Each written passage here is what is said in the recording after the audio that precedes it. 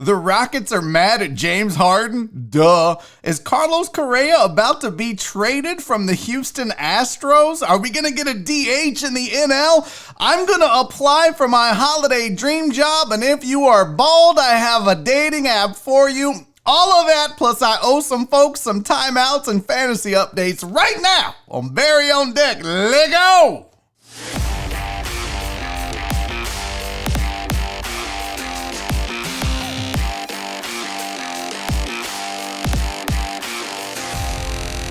Live from the BiffNet Studios World Headquarters in Spring, Texas, it's Barry on Deck, hosted by former ESPN Houston radio host and stand-up comedian Barry Laminack, starring Oliver the Cat. Written by Barry Laminack, produced by Barry Laminack, directed by, you guessed it, Barry Laminack, featuring sports, entertainment, special guests, film sessions, and some drinking. Okay, a lot of drinking. Viewer discretion is advised. And now, here's your host, Barry Laminack. What's up, you damn dirty deckheads? Welcome to Barry on Deck. I am your host, Barry Laminack. Thank you guys for being here. It is Tuesday, November 24th, 2020. This is episode number 141 of Barry on Deck. And oh my gosh, we have so much to get to today. Sports, non-sports, owed timeouts, fantasy updates. I'm going to apply for a dream job. Oh, and let's not forget, you guys got jokes. Barry's late. Go fuck yourselves, okay? I have issues with being on time. The jokes aren't going to change that, all right? The jokes aren't going to change that. Always going to be late. By the way, got to get it in right now. Jeff Bell with the first super chat, buddy. Thank you so much. But he said, I'm working on a PlayStation. I'll keep you updated and screw house. Jeff Bell blocked house from the Triple Crown, just FYI. Here's your first in today. Your first in was the Reverend. He said, I'm here. There was some arguments in the chat. Sorry, White Magic. House beat you. That's just, when I see it, that's what it is. And House beat you, buddy. So, yeah, sorry about that. But I appreciate you. I appreciate you guys being here. Let's do the chat shout outs. I do see the Reverend, White Magic, Jeff Bell, the aforementioned, Uriel Villanueva is here, Cowboy Fam in the building. Truckin' Taco is here. What up, homie? Pete Jones is here with his smooth voice. Chris Reyes checking in with the screw house. Matt Poche with the fucking house. Who else is here? Clarence is in the building. D-Mata. God damn it, house, but I still love you. D-Mata's so sweet. CC in the building. CC is the first queen bee in the building. Keith Sager, what's up, homie? How are you? Katie is here. Who else? P. Jones, I got Jen. Hi, Jen. You're the best. Stephen Luther in the building. What up, Stevie? How are you, buddy? Donna's here. My sweet, sweet Donna. I love to see it. Jesus Perez, what's up, homie? Man, thank you for being here. Very much appreciated. Here's your weather update from Steven, the weather guy. Current conditions at BiffNet World Headquarters. 78 degrees. Dew point at 70 degrees, which is awful. Mostly cloudy skies. 20% chance of rain. Barry would chase down and fight an alligator for Oliver. 3%?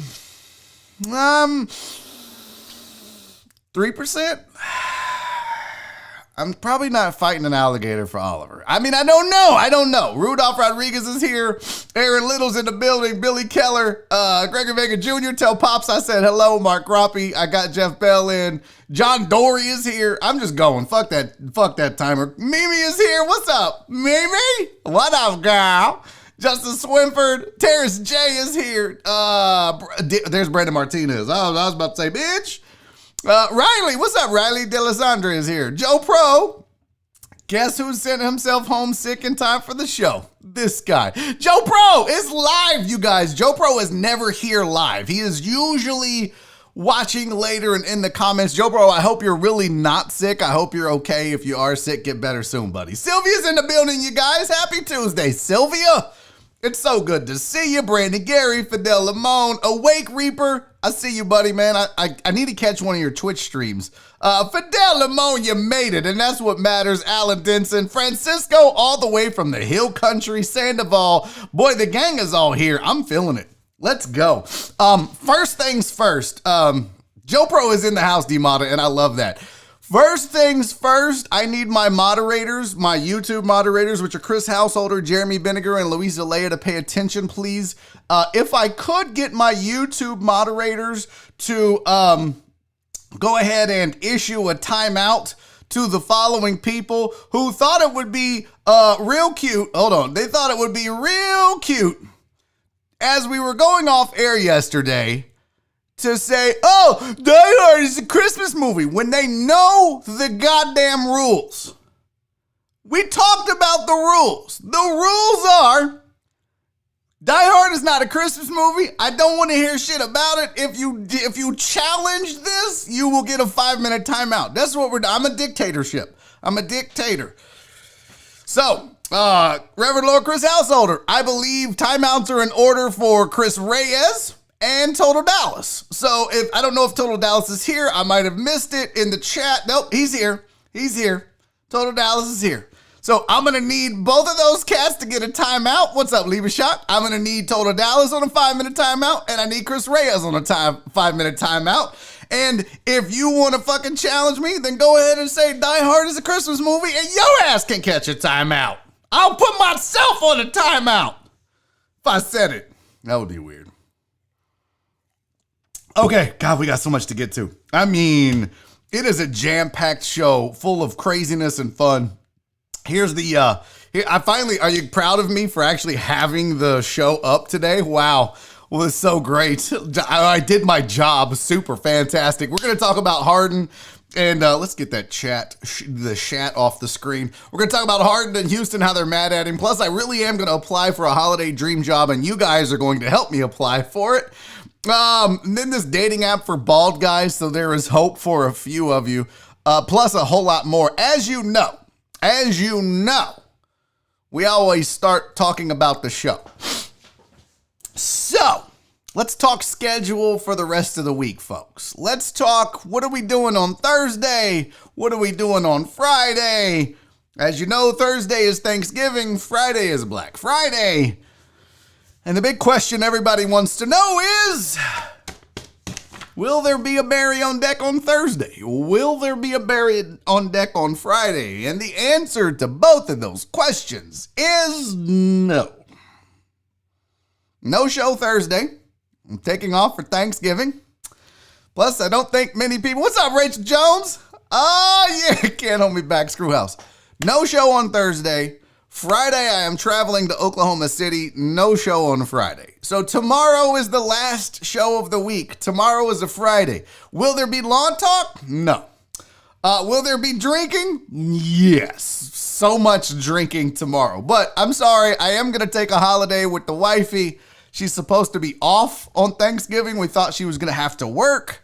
So I am going to spend the day with Nora on Thursday, and then Friday, I just can't avoid it. Daddy's got to go make some money, so I've got to drive to Oklahoma City. So unless you wanted me to do a 2-hour show driving in the car, which I don't know how that would go. That would be awful, just me talking for 2 hours about nothing. I'd have no show prep. I would have no papers to shuffle. It would be bad. So, yeah.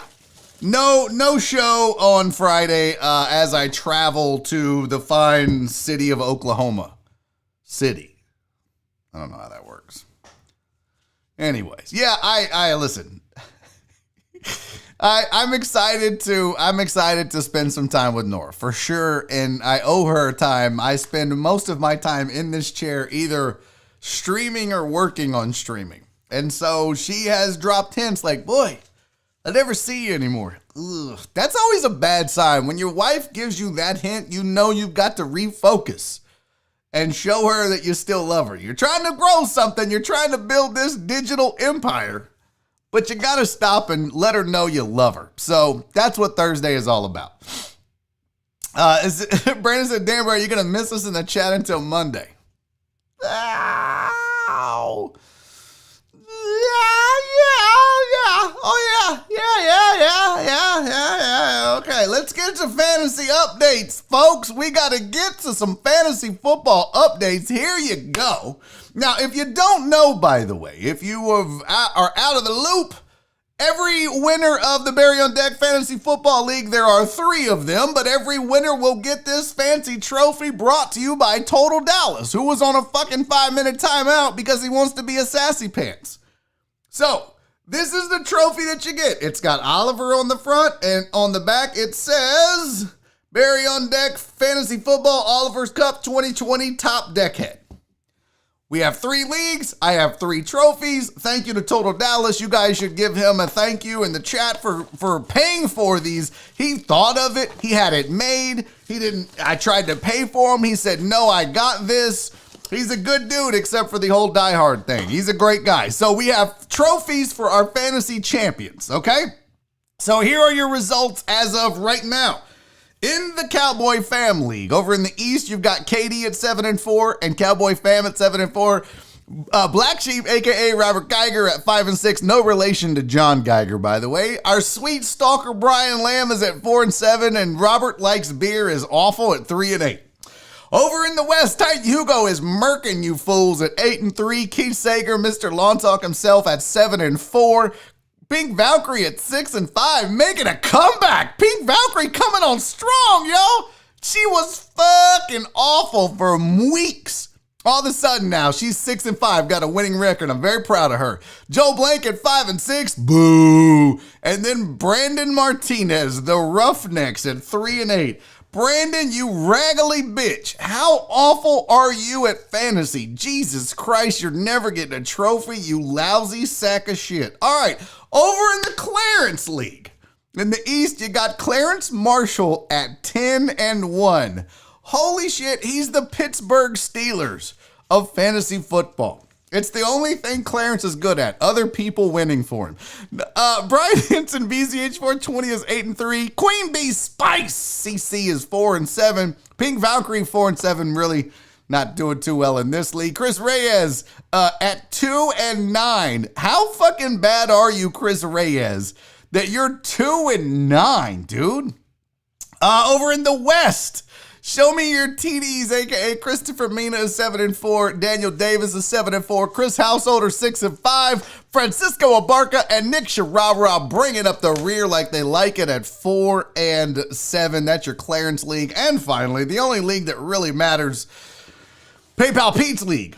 Jeremy's League is at 8. Jeremy Tinsley leads the East at 8-3. White Magic is 7-4. Jen Pure, I finally figured out she's spelling royalty here. I've never seen royalty with an H. I don't get this. 6-5. Josh, aka 713 Hooligan, is 6-5, and Truck Driver Pookie is 5-6.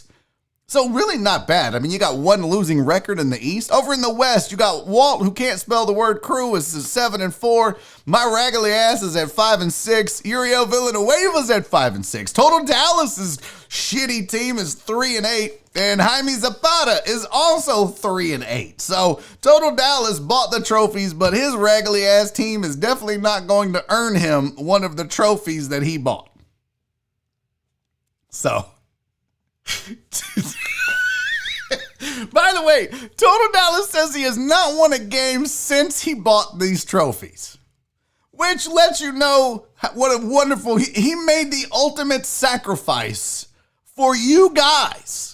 For all of you, he said, I'm going to buy these trophies knowing I'm about to jinx the shit out of myself. And that's exactly what happened here. So he's out of it. A lot of us are out of it, actually. It's going to be close races in some of these, but we'll see. I might actually make the playoffs at 5-6. How about that? That's good shit right there. All right, hey, real quick, if you wanted to get in on the fantasy football with your fellow deckheads, you could do that, but you would have to be a member of the Patreon to be on the Discord to be able to interact and sign up. And the way that you get to be on the Discord is join Patreon. Go to patreon.com/Barry on Deck. You can sign up. There are 2 tiers for you. There's the big deckhead tier and the huge deckhead tier. With each comes a lot of cool stuff. You're going to get stickers and bags and koozies depending on which level you're at, plus discounts on future merch. Plus, you're going to get semi-annual gifts or annual gifts depending on the tier. And don't forget, If you are in the official Deckhead tier, it is going away in 2021. So be prepared for that. If you don't want to lose your access to the Discord, you got to upgrade. But it's just too much overhead with that one. So I'm just narrowing this down to the two main big Deckhead, huge Deckhead, what is it? Slots. I don't know what the hell it's called. So there you go. There's your Patreon update. Okay. One more really cool update for you guys. You guys, a while back, we did a fundraiser for my brother-in-law, Junior, who his name is Vicente Lucio. He is an officer, a police officer with the Little Rock Police Department's Mounted Patrol Division. And we did a fundraiser because they needed supplies and whatnot for their horses to be able to keep this thing going because they do a lot of stuff in the community. And Junior pops in from time to time. He said that you guys were amazing in how you fundraised for them. And I think we raised over $1,000 for those guys. Okay. I think we raised over $1,000. And that's all you guys being amazing people. Well, he checked in. He checks in from time to time. And one of the things that he sent me yesterday, which I thought was really, really cool. One of the things that he sent me yesterday was pictures of him out and about. And I wanted to show you these pictures because I wanted to show you guys why we did the fundraiser. This is why we did what we did. All right. Because you're going to see, hold on, my goddamn laptop is freezing up here. I mean, when you see some of the pictures of these folks that are out here and he's out in the community with these folks and they're getting to see the horses and pet the horses. And it's not just the adults, by the way. This is the really cool part right here. When you start to see the kids that get to pet the horses, this is why we did what we did and they do what they do. It's community outreach. It's getting officers involved in the community. It's allowing the community to get up close and personal, not just with the horses, but also with the police officers. It's creating a new narrative, if you will. But it's pretty cool when you see the kids and their faces light up and they get to pet the horses. They get to see the horses. And without you guys, this may not be possible because they may not exist. So the fundraiser was worth it when you see these kids getting to interact. And I mean, hell, some of them probably never seen a horse before. So this is dope as shit. I love this, and I just wanted to share these pictures with you because it's a really cool thing that they do getting out in the community. And I love seeing the interaction between police officers in the community, especially with what's going on in this country nowadays. And there are plenty of wonderful officers around the country that deserve credit, like my brother-in-law, Junior, who is out there in the community doing good things. So, what am I missing? That show happened on a Tuesday. Was that the fundraiser show? Wait a minute. What am I banning P. Jones for? Harse. What am I banning P. Jones for? I'm gonna ban you, buddy. Hold on, buddy. Patreon gets you in our weekly fantasy football games as well. Oh, that is true. That is totally true. That is true. I'm telling you, the Patreon is worth it. I'm not going to ban P. Jones for anything. White Magic did not say that. Uh-oh. Okay. Listen, I'm getting lost in the conversation. Hey, do me a favor real quick before we continue. If you haven't subscribed to the channel, but you're new around here, go ahead and hit subscribe. You're going to help me out. It's free. It doesn't cost you anything. And then you can get notified when I go live, when I drop new videos. I'm going to try to be more active when I'm on stage recording some stuff to put on my YouTube channel. So make sure you subscribe to the channel and you'll know when I go live. And that's an easy thing to do. You don't have to pay for any of that. All right, let's get to the sports, y'all, because we do have a shit ton of sports to talk about. I think I got everything there. Yeah, the timeouts, the schedule updates, fantasy football, the junior picks. Yeah, we're good to go. We are good to go. All right, here's your headlines. Mark Ingram and J.K. Dobbins have tested positive for COVID, so they will probably miss some time, maybe at least one game. The Duke versus Gardner-Webb opening game for Duke has been postponed, so college basketball not off to a great start. Charlie Morton has signed a 1-year deal with the Braves. And I know that seems like a big deal, but I don't feel like Charlie Morton is the same old Charlie Morton. He's not the same old CFM. So, yeah, he's not awful. Don't get me wrong. I'm not telling you that Charlie Morton has lost it. All right. He definitely hasn't lost it. But he's not that same Charlie Morton. If you look at some of his numbers, they're declining a little bit. He's not as dominant as he was, but he's still a pretty good pitcher, and that's still a really good baseball team. So they actually get themselves some postseason help. We'll just see how he does during the regular season. And the Tampa Bay Rays are reportedly open to trading Blake Snell, which I find that to be interesting, but not crazy. All right, the Rays operate in a specific way. What does this mean? Well, it means they want to get something before they lose him, because they might lose him. But you got to remember, too, Tampa Bay doesn't necessarily buy into the whole starter thing. They like the opener. They kind of innovated and created the opener slot. And so trading a Blake Snell, while Blake Snell is amazing, if Tampa Bay, if it doesn't fit, it doesn't fit. It's like the Rockets trading a center when they were trying to trying to play small ball. So you might have a really good center. You might have a Clint Capella who, by the way, did absolutely nothing after he got traded. But you might have a guy that looks valuable, that looks coveted, and people want it. But if it doesn't fit your system, it doesn't fit your system. And also, it has a lot to do with, look, can they get something for Blake Snell before he signs elsewhere? And there's another team that needs to consider that. And I don't want to alarm you, but there are discussions that the Astros are shopping Carlos Correa. There are, Ken Rosenthal reported that the Astros are, quote, floating their all-star shortstop in trade talks since it's unlikely they will sign him before he reaches free agency at the end of this coming season. So then the question becomes, what do you do about Carlos Correa? What do you do if you're the Astros? Are you going to piss off the fan base? Are you mad if they shop and trade Carlos Correa? Let's be real. Here's the God's honest truth. Carlos Correa is not coming back. He's off to greener pastures.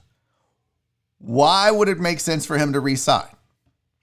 Probably going to need him to take a discount. The stigma of a cheating franchise still looms over him. Having to be defensive and defend himself at every turn for the rest of his career is probably not appealing. Getting to a new franchise, getting a fresh start, getting paid buku money, and becoming the superstar of another team is much more appealing. And when he's no longer an Astro, the whole cheating thing will really die down for him. I can't imagine there being a good, solid reason other than his relationship with Jose Altuve. I can't imagine a reason Carlos Correa would want to be a Houston Astro. So if you could get something for him, if you could get draft picks, if you could get a replacement, if you could get both, you absolutely do that. If you could get a frontline starter, you absolutely do that. We'll see what happens. Hate to be the bearer of bad news, but yeah, it looks like the Astros are shopping Carlos Correa, and I'm okay with it. All right, real quick before I get any further, I did get a super chat from Eric Resendez, buddy. I'm sorry it took so long to get to it. Eric sent a $5 super chat. Man, thank you for your continued generosity, Eric. It's really cool. But he said, Bear, I have a question. What would be best for fantasy winners? I send $100 through Venmo or a Saltgrass gift card. Oh, shit. Look at Eric, you guys. Look at him. This man, he's a beautiful human being. You know what? I mean, I would say just send the gift cards and I'll get them to them, which I really haven't sent out the one that I have. Where'd the one that I have go? I lost it. Oh, no, it's up here. Yeah, it's still up here. I still have to send that one. That's how behind I am, Eric. But I would say send the gift cards. And then I can get those in the mail when I send the trophy. I'll just send the gift card. That would be easier, right? They'll probably get their trophy by next season. That's how behind I am. But no, bro, whatever is easier for you, Eric. Beggars can't be choosers, man. Whatever you find to be convenient and easy, do that. Now, I do want to bring this up. Brandon said he won the Eliminator Challenge. Did you get your money? Cowboy fam, did you pay Brandon? We got to make sure now. We got to make sure everybody's getting squared up because everybody sent money to Cowboy fam. Homie, you better not be hanging on to that money. You better not be cheating us. If I find out Brandon doesn't or didn't get paid, there's going to be hell to pay, Cowboy fam. So please make sure that you paid him if you haven't paid him already. And yes, Eric is just a great dude. You guys are amazing. You guys are just awesome. Alex is buying shit. Eric is buying shit. Total Dallas is buying shit. You guys are just so cool. I love this community and the family that we have. I really do. All right, so that was your Carlos Correa news. Speaking of disgruntled Houston athletes, the Rockets apparently are pissed at James Harden. Shocker of all shockers. The Rockets are mad James doesn't want to be here. Really? Really? So this dude, Farbode Isnashari, I don't know who he is. I looked at his account. He says he's an NBA insider. He doesn't have a blue check mark, but this was appeared in several other articles that I could track down, so we're going to assume it's true. But why wouldn't you assume this is true? Sources indicate to me that the Rockets weren't pleased with Harden's trade requests getting leaked so early. Well, no shit. Like, this is breaking news. He's been as vocal as possible about being traded to the Nets, but Houston believes they have the leverage in this situation. Harden's goal remains the same, and that is, of course, to be traded. So let's talk trades, right? Let's talk what can you get for James? What can you get for Harden at this point? And there was an article that, where did it go? It was the same article that talked about some particular opportunities. They're not maybe looking at the Nets necessarily anymore. Where did it go? Nope. What are the Rockets' options? So, why can I not find this? Where's the damn? Here we go. It says a potential trade would be to the Warriors. I don't know if you guys are buying this or not, but they say that a trade to the Warriors could work. The deal would include Houston acquiring Andrew Wiggins, rookie number 2 pick, James Wiseman, and a 2021 first-round pick via Minnesota, as well as future draft capital for Harden. Would you be good with that? That wouldn't suck. That would not suck. If Harden traded him to Brooklyn, the trade would include Houston picking up young core studs as in Jarrett Allen, Spencer Dinwiddie, and Karis LeVert, as well as first-round picks for Harden.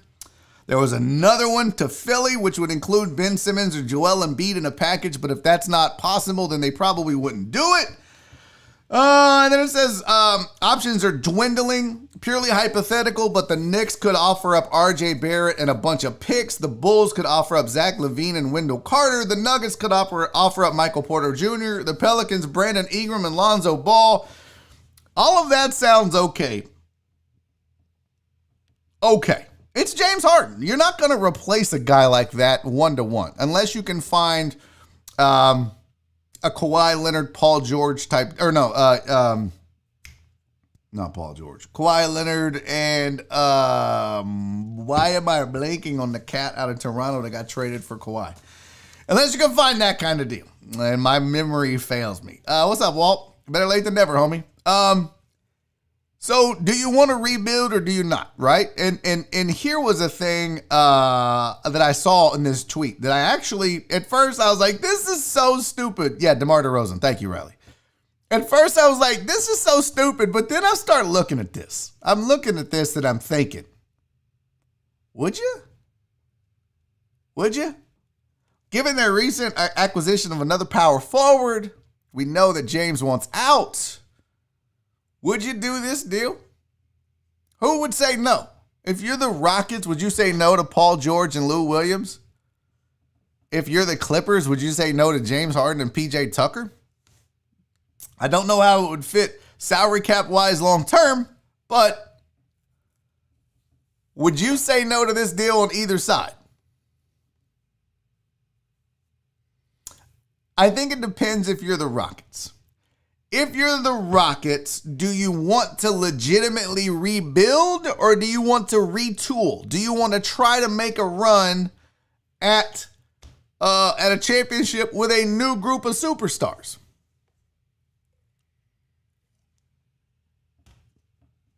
One thing I'm going to point out. You had Lou Williams here. I don't know how disgruntled he would be with the Houston Rockets, but the Rockets did manage to take a sixth man of the year and turn him into a superstar. So when I look at this trade, I don't even look at it as, oh, Paul George is the centerpiece. I'm actually looking at that thinking you can get Lou Williams for $8 million. Am I suggesting that Lou Williams is going to be the next James Harden? No. But it's not unheard of for a top flight, top scoring sixth man to come in and take over and be a starter and be a legitimate NBA scorer.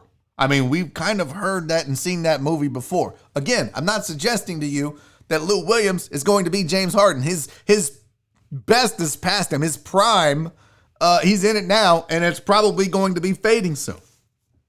But I think the question you have to ask yourself, and I see the chat, everybody has different opinions about this. Do you want to rebuild or do you want to retool? Do you want to get draft picks and young studs, or do you want to make at least 1 or 2 more years of a serious run at things? And do you think that adding Paul George and Lou Williams to the cats you've added already and the rebuilding that you're doing makes you a serious contender to take down that Lakers squad that would include James Harden, and to take down the Clippers squad, and to take down the Lakers as well? I look at this trade at face value and say I would do this deal because you know you're going to lose James regardless. If you want to retool, this to me isn't a bad deal. But at this point, I like the deal. But I would much rather see this team begin to rebuild, get younger, get stud players in here that have the opportunity to be the next James Harden, and try to grow that way, because the Lakers are going to get older and the Lakers are going to start to diminish eventually. But if you try to compete with the Lakers and the Clippers right now, you're not going to be able to do that. So your best bet is to grow so that when those teams hit at that peak and then begin to fall off, you're ready to take over. The same would be true for Golden State. Steph is not getting any younger. Klay Thompson, Draymond Green, they're not getting any younger. Your opportunity right now is to be prepared to take over when these teams start to fall off. And they will fall off. They will get older. But you watch some of these squads like, New Orleans or Charlotte. There's some teams out there that are getting younger and getting better at the same time. And I'm not suggesting that New Orleans is there yet. But they're young, and they've got some talent. You see Charlotte making the Gordon Hayward trade plus their draft picks with LaMelo. There are teams out there that are getting younger that are going to be ready for these juggernaut duos to fall off. Now, you can be on that bandwagon, or you can sit here and flail about in 4th and 5th place like the Rockets have been doing for years. I'm down. I'm totally down for a rebuild. Totally down. Marvin Wingfield, Barry, how many more years does LeBron have being a top 5 player in the league? Well, how old is LeBron now? LeBron is 35? Yep. LeBron is 35 years old. Most athletes peak at 28. LeBron is obviously not most athletes. I see why Magic says 4. You think LeBron is going to be a top 5 player in the league at almost 40 years old in basketball age, as long as he has played? I'm going to say he's got 2, maybe 3 years max to be a top 5 player. Let's think about that, White Magic. Let's think about that, chat. What do we mean when we say top 5 players? Offense, defense, overall, best skill set. Is he still going to be effective at 39 and 40? Sure. He's LeBron James. But remember, even Jordan fell off. Even Jordan wasn't the top 5 player at the end of his career anymore. He was still good, but he wasn't top 5. He wasn't the best player on the planet. And that's going to happen to LeBron at some point. That is going to happen. Fact. Guaranteed. Which is why AD is looking at maybe a 2-year deal, 3-year deal with LA, and then he can skedaddle when LeBron retires. I think LeBron probably retires in 2 to 3 years. I don't think he plays into his 40s. I think his expectations are too high. Could be wrong. But I would say he's got 2 to 3 years max of being a top 5 player in the NBA. Yeah, and total Dallas. AD gone in 2 years. This is all a plan. These guys aren't dumb. These guys aren't just shooting from the hip. Well, what's going to happen here? I love that White Magic is the preeminent know-it-all in basketball. Bro, just because you dunked once. Just because you dunked once, White Magic. I saw your post. White Magic's like, oh, man, I used to dunk on these cats that played in the Euro League.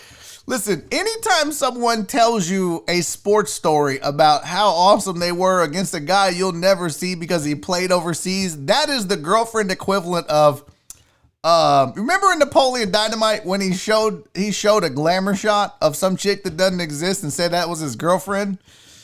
That's those stories, White Magic. Nobody believes you. Nobody believes you. We got to see it, man. I got to see it. I got to see it. White Magic's like, and then, so I'm balling, and then, Avery Johnson showed up. I crossed him up a little bit. I mean, he's kind of short. I only had an inch on, but I dunked on him. I mean, it is what it is. Oh my God, look, Marvin, I believe you, White Magic. Oh, hell. No. Nobody. If you tell it like my story about getting dunked on by Olajuwon ends with me and his balls in my face. That's the stories people believe. But if I were to tell you guys, hey, me and Dave Feidel played Jim Peterson and Hakeem Olajuwon in 2-on-2 and we won and I scored 19 points, I'm going to be like, nobody believes you. Mark Grumpy said, I did get Avery Johnson drunk once. I bet that is great. I bet that is absolutely great. All right, let's get to what else we got. So, by the way, I do dig this before we get to a read, which I'm excited to get to. But we had talked a little bit of baseball, and Sandy Alderson, who is a Mets higher up, is really pushing hard for there to be a DH in the National League. I think that the league is headed towards that eventually. It may not happen right now. But I think most people in the league want to see it. They realize that most pitchers can't hit. Alderson said, look, most pitchers can't even bunt now. So what's the point? So they're saying, listen, let's call it what it is. Let's get it over with. Let's move baseball into a new era and let's get the DH in the National League. And I am here for it. 1,000% I'm here for it. I have been banging this drum for years now. It is time to have a DH in the National League. It is ridiculous that we have to watch pitchers hit because they can't. I don't want to see it. We need a DH in the National League, and baseball needs to quit fucking around and make it happen. All right.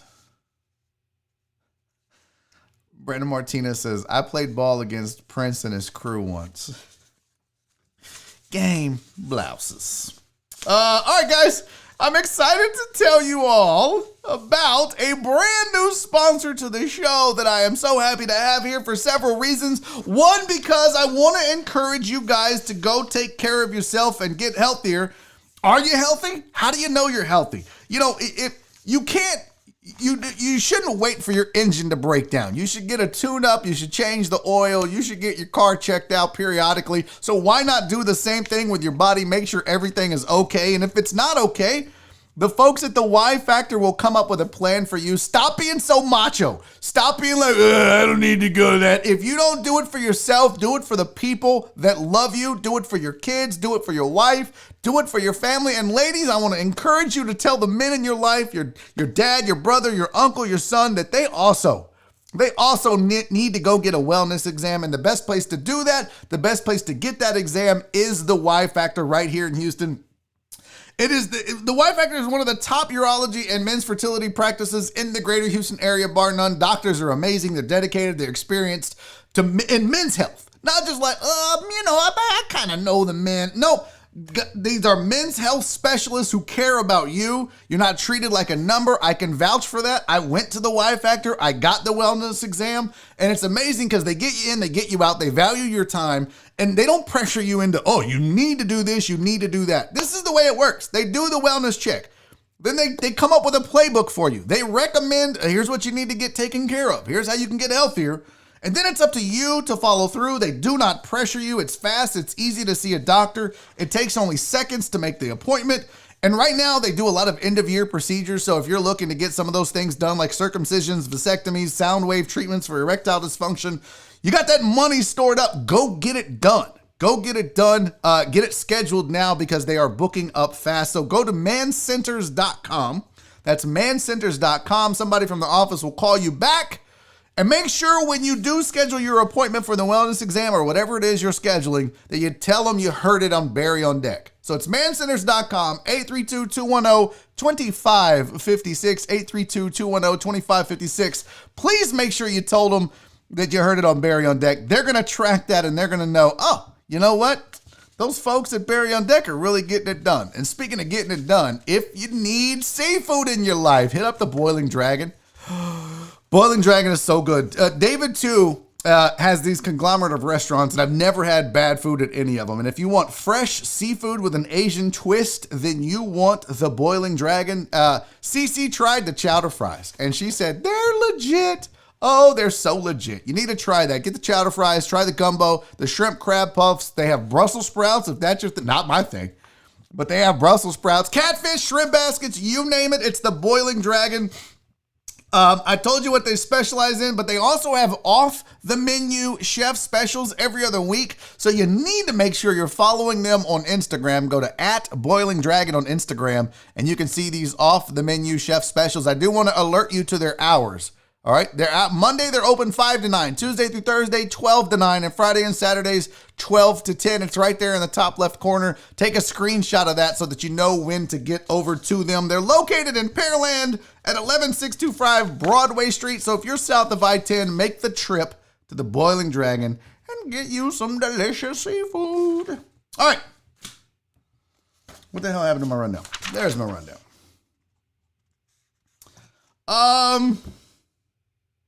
Do we want to talk about Dabo Sweeney? Do we care that he's upset that Florida State backed out of their game at the last second? Because Dabo is upset, and I don't know if I think he has a good reason for this or not. So Dabo Sweeney says that basically, Florida State is chicken bleep, and they didn't want to play them and lose, so they used COVID. They used a single COVID case as the excuse and reason why they chose to back out of the game. This is what he said. This was the quote. The last thing we would ever do is put somebody in harm's way, and it's an insult to the credibility of our program, the credibility of our medical people, and we all agreed to the same rules, and just magically those rules changed on Saturday morning. So Dabo's upset. Dabo's not happy. Hal says, I get his anger. That game would have been a bump in the rankings. Okay. But let me ask you this, House. Let me ask you this, people. Let me ask you this, public. Is it worth it? One test, one positive is a risk. Let's remember what we know about this virus and this pandemic. It can take up to 14 days for symptoms to even show themselves. You can be carrying it and spreading it and not even test positive yet. So if you have one case that has tested positive on a team, you don't know if there's anybody else that has tested positive on that team yet. It would take another 14 days to be sure that there are no more positive tests on that team to spread it. I don't have a problem with what Florida State did. There are some things bigger than football. And if it is a concern in any way, shape, or form, how are we as a society going to judge people who are nervous or concerned about their health? We don't know. Maybe the players in that Florida State locker room were like, yeah, coach, we're not comfortable with this. I got asthma. I got this. I got that. You don't know the circumstances around it. I certainly don't know the circumstances around it, but I'm not going to judge people that err on the side of caution. Now, if Florida State was ducking them, it's a great excuse. But in this day and age, in this pandemic, is it really okay to just throw out judgment like they're scared? They didn't want to play us. House said this is not their first positive test, but it's the only one that they canceled a game for, I believe. Again, it comes down to very simply, what's more important? What at the end of the day, is playing that football game worth the risk? The risk, not the definitive fact, but the risk that more players on Clemson have it, but don't know it, and then spread it to the players on Florida State. Is it worth it? As soon as there's a positive test. Now, I would be curious to see if Florida State has played anybody else that's had a positive test the week of. And if they had and went ahead and played, then it's sus. Then it's sus AF. I sound like a 10-year-old girl. But if this is the one time that it has happened and the one time that it does happen, I'm Team Florida State on this. I get it. I totally get it. Sorry. I got to keep an eye on Oliver. He's being bad as shit. By the way, beard check. Oh, my God. Just awful. Donna said, hell, Clemson had a player test positive 6 days later. And that's the point, you guys. It can take up to 14 days. You can be carrying it. That's why they're saying that the problem is the problem. That's why they're saying this is such an issue with this pandemic and it won't go away, because you get it. You don't know you have it. You don't feel bad, so you don't know you need to quarantine. You're out and about, and you're spreading it. And then on day 14, you're like, oh, shit. What? I got it. But you've spent 13 days spreading it around. And that's part of the problem. So I'm never, ever going to judge anybody that errs on the side of caution. And for him to think and just call them out and say it's chicken shit in a pandemic, to me, is also chicken shit. Now, if he knows something I don't know, if you guys know something I don't know, then let me know. Kind of like the kid mixing the paint. I didn't know about him stealing the fucking paint. What a dipshit. He deserved to get fired. But in this case, I have these facts in front of me. Florida State saw that Clemson had a positive test. They chose not to play in the football game. Dabo says they're scared. But Dabo's mad because, as House said, that it could have affected their rankings. They could have, what are we talking? We're talking about rankings versus the health and well-being of student athletes? Sorry, Dabo, you gets no love from me, buddy. He gets no love. And people are sick of Dabo shit. And people are like, oh yeah, I'm tired of seeing Dabo. And I get it. Katie says, I'm tired of hearing from Dabo. He's always got to say something. He has a personality. Dabo's still sensitive from the Notre Dame loss. I don't know if that's it. Joe Bro said, this COVID scenario played out amongst my crew over the last month. Also, fuck COVID. And that's exactly the point. You don't know. And then you're like, well, it's just one positive test. But you don't know how many other people have it. How many was he around before he tested positive and isolated, quarantined? If you're judging Florida State because of that, you're kind of a dick. Total Dallas, the health and well-being of Clemson's pockets. Aha! You mean money's more important than the health and safety of kids? What? I don't believe you, Total Dallas. That's not how colleges operate.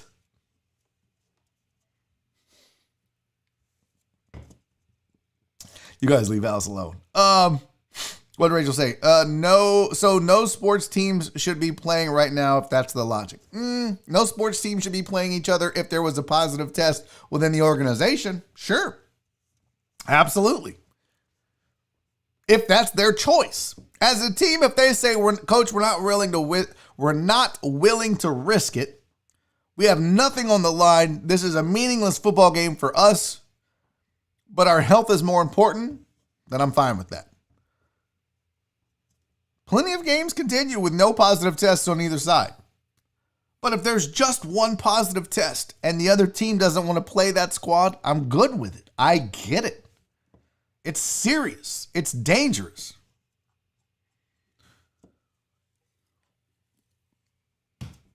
Uh-oh, what happened to Juan? Catch y'all later. Headed to College Station to get the kids. Oh, shit. Gig 'em. Whoop. Whatever the Aggies got too much shit to figure out. Okay. Let's see. That is, well, it's 2:51. I'm out of sports. Look at that. We almost did a full hour of sportsy sports. Can I tell you this, though? I am kind of pumped, you guys. I've been watching The Mandalorian. Holy shit. Shout out to Disney Plus and Pink Valkyrie. What? It's really good.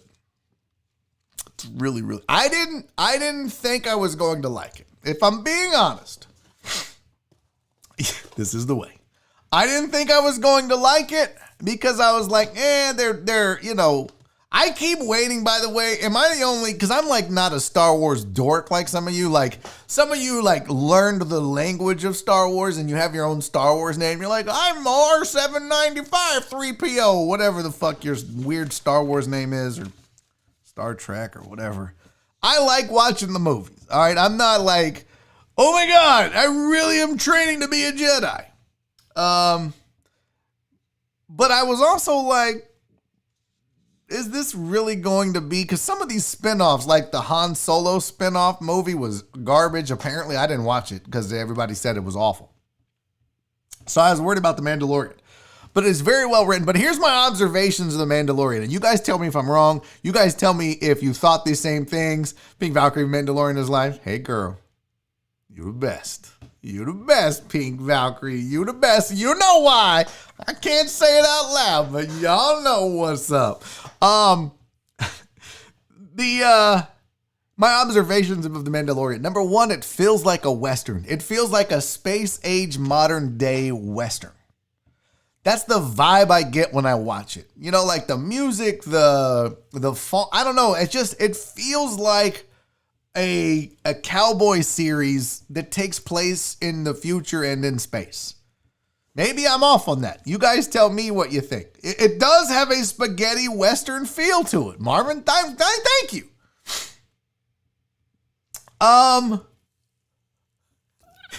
Wait a minute, Marvin. I mean, Joe Pro. Buddy, first of all, you're the best. Thank you for your generosity, Joe Pro. Thank you so much. But Joe Pro said, you always said you can't grow a beard for shit. You, sir, are not a liar. You asshole. Joe Pro, it's so, I've told you. By the way, I have a pimple. I'm 46 years old and I have a pimple on my face. Okay. Put Joe Pro down for $20. Over here fucking with me about my beard and it's not even time yet. Oh, God bless. He's such a dick. Thank you, Joe Pro. Oh my God. Boy, we are getting up there. We are at $115 for the vets and we haven't even done the roast yet. You guys are amazing. Joe Pro, you're an asshole. All right. Joe Pro said Mandalorian is so much like Kung Fu. Is it really? Barry, that's what Star Wars is, a space Western. I can't wait for Barry to be on Dateline on the 30th. You're going to owe me money, White Magic. If you think for 1 second you're going to be able to roast me and not pay, no, I'm opening myself up for 2 hours of roasting. But everybody's got to pay for it. We need to help the vets out. So, okay, back to The Mandalorian. I got sidetracked. It feels like a Western. That was my first observation. Just watching, I'm like, man, this really feels like a... And look, you say Star Wars is a space Western. I never got that vibe watching the movies. When you see, like, the Return of the Jedi, that didn't feel like a space Western. But this, the way the towns are set up, the way that they ride into town and ride out of town, it just feels like a Western. Not the other Star Wars. I'm talking specifically The Mandalorian. My other observation about The Mandalorian. I keep waiting on Boba Fett references. Am I off on this? Now, I think I'm on episode 1 or 2 of season 2. But where's all the Boba Fett? I was just like, which one is Boba Fett? Was he the one with the little thing that comes up on his like thing? Am I saying that wrong? Is it not Boba Fett? I don't know. Oh, Boba Fett died in episode 6? Did he really? Huh.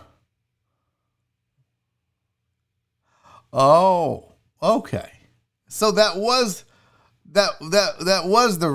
him. Okay. White Magic. Again, go fuck yourself. I'm not some fucking Star Wars dork, okay? How do you say it? Boba? That doesn't sound right.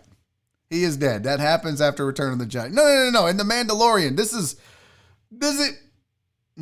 you guys, I swear to God, Sarlacc Pit got him. Oh, okay. I kept waiting to see him. Was he the one that showed up and was like, I don't trust this guy?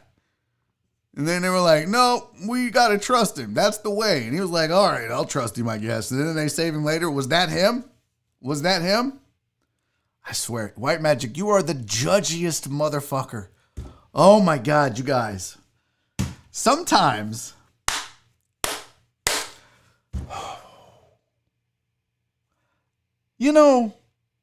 I would love for guys like White Magic to have to talk 2 hours a day every day and not say anything wrong. And not have a reference that he didn't get right, that he gets judged on. I mean, bro, it's cool sometimes, but sometimes I'm not going to lie to you, chat. Sometimes it gets old with how judgy some of you get. It really does. And I know we have fun, and we do. But, sometimes the way that you get judgy. If I pronounce something wrong, I pronounce something wrong. If I didn't get something right, I didn't get something right. If you guys are so fucking perfect, maybe you should do a show, White Magic. Go do a show if you're that fucking perfect. But yes, it does get on my nerves sometimes. And it happened on the radio, and it happens on this show. People would call into the radio and be like, you didn't say that right. Go fuck yourselves. If you're that good at it, White Magic, you do it, okay? Boy. Sometimes. All right, let's get to a break. I didn't say anything funny. No, I didn't say anything funny. I mispronounced something, and you had to make a big fucking deal out of it. As do most people. And most of the times, it's okay. Sometimes it gets fucking old. Oh, man. Yeah, I do. T-Model, let me get a bunch of papers for this one.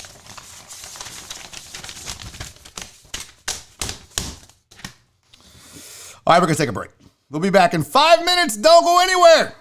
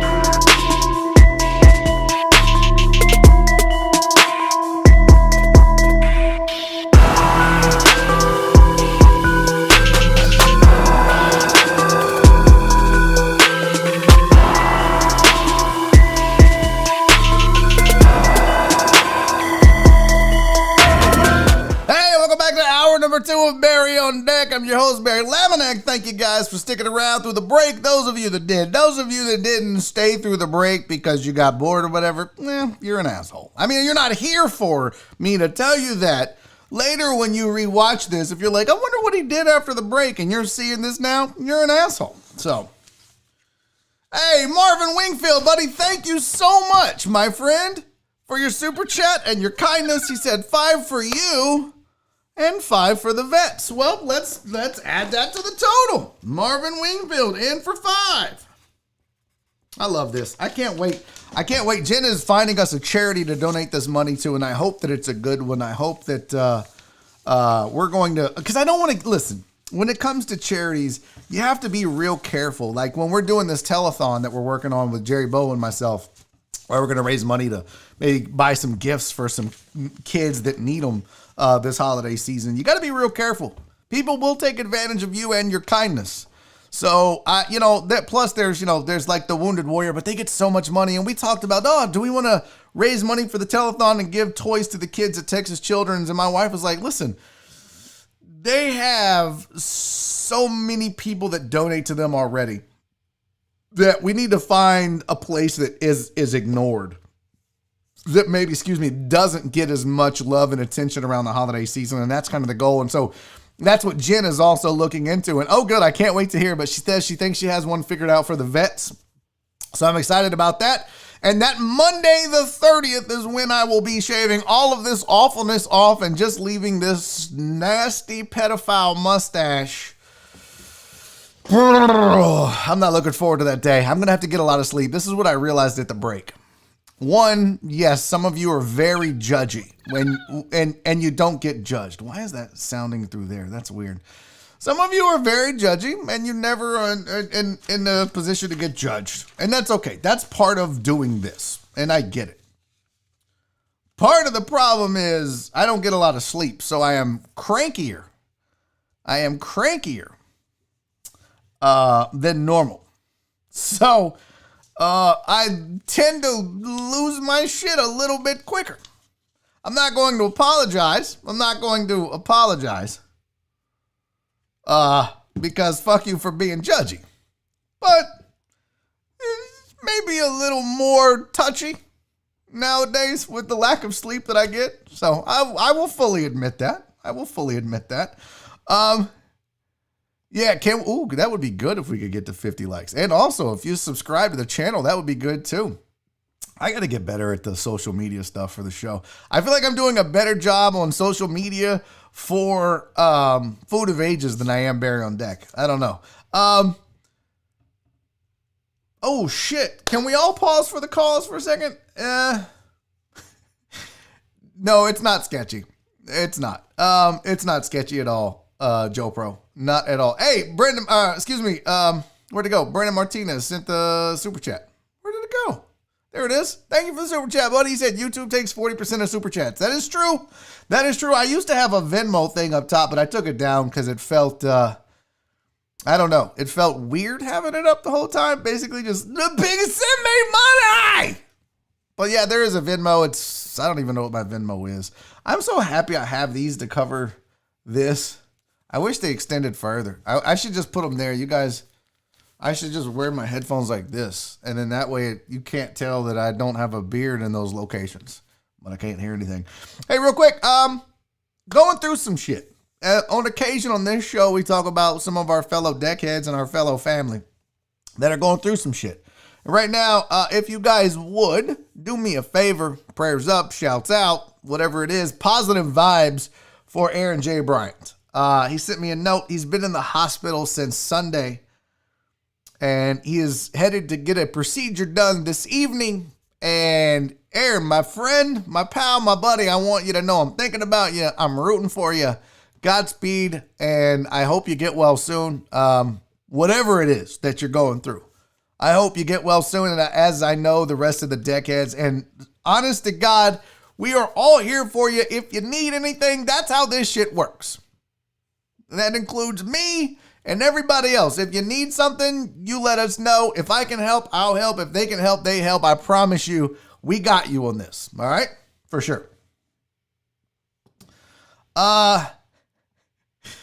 River said, Barry, you're not going to post TikTok videos of you wearing almost nothing with your Cash App. Oh my God, those fucking people. We were streaming the other night and somebody apparently did that. They were like, here's a picture of me in my bra. Here's my Cash App. Go fuck yourself, young lady. I almost, it's not fair to call her a whore. But go fuck yourself. Stop posting scantily clad pictures and expecting to be paid for it. No one's going to pay you just because you're cute. That's not a talent. That's just luck. That's luck of the draw. Being cute is not a talent. Is it a talent? Is being cute a talent? I don't know. I mean, I guess. I don't know. Is it? I don't know. Yeah, Joe Pro said Aaron J. Bryan's a good dude. Hate it for him. Yeah, man, it sucks. Cash App is not safe. Well, that's not bad. Bad thing is people do pay them. That is true. Guys like titties. What are you going to do, right? Guys like titties for sure. I feel like I missed one more thing that I wanted to read here. Barry, can you say your Venmo? Do you get 100% of the Venmo? Yes, Marvin. I'll put it back on the screen. I didn't have it on the screen. I don't even know what it is. I think it's Barry. I used to have it up there. Venmo, Barry. I'll put it up there for sure for the roast. That way all of the money goes to the vets and the raggedy ass YouTube doesn't get a cut. Let's do this. I think that's it. I think that's my Venmo. I really honestly don't know. Why is it like that? What the hell's going on here? There we go. I think that's my Venmo. Somebody can validate that. I'd have to look. Virginia, but we said if old and ugly is a talent, I should get a Cash App. Bro, if old, ugly, fat. Did y'all hear my stomach growling? If old, ugly, and fat was a talent, I'd be a millionaire. Channel 2 reported that a lady lost $18,000 using Cash App. Ooh, shit. That lady must be stupid. I'm making a TikTok of me and my collar with Cash App. Oh, God. No one wants to see that shit house. Trust me. No one wants to see that. I think that's the right cat. Let me see. I didn't have my phone in here. I lost my phone. I don't know. I'll have to look it up. I think that's my Venmo. I thought I saw CC put it on the screen. I think that's it. I could be wrong. Yes, there it goes. There's Barry-Lamanek is the Venmo. I don't know. I don't even know my own fucking Venmo. How sad is that? And I should check because I might have a Venmo and I don't have my text in front of me to even look. Get your shit together, sir. Okay, we got to get to some stuff. Let's get to some stuff. By the way, I had an observation, and you guys are going to help me apply for my holiday dream job here in just a second. I had an observation. I may have made this before, but I watched some of these streamers, right? Like some of these gamers, some of these, I don't know, not just gamers. I mean, a lot of them are gamers, but I mean, I just watch people that stream online. And some of them stream for hours, 6, 7, 8 hours, which is crazy. Like this one guy, Xpel, I don't watch it, but he'll get up at 8 in the morning and start streaming video games. And he does it for hours, 6, 7, 8 hours straight. It's like it's his job. And he's popular. I'm sure he makes good money doing it. But the one thing I've noticed in observation of a guy that actually streams every day like myself for 2 hours a day, when I do this show, I really try to keep it moving. I feel like there's a certain energy and a vibe to this show where at 2:03, at 2 o'clock ish, when the camera goes on and the mic is hot, if I remember to turn the mic on. But once the show starts, I really try to never let there be a lapse in energy. I try to never let it fall off. I try to keep it going. I try to keep talking. I try to, keep the energy level. I try to bring it up to 100 and maintain that for 2 straight hours because I feel like that's part of the energy of the show. That's the vibe of the show. That's the funness of the show. Is it's a constant thing. There's no dull moments or dead air or boring segments or boring. I shouldn't say boring segments. I'm sure I have boring segments, but I try not to be like, let me show you some of the things I see where some of these streamers do. It would be something like this. Like they would be like,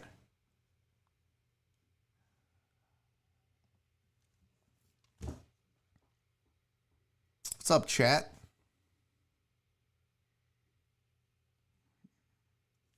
Oh no, I gotta find. Let me see.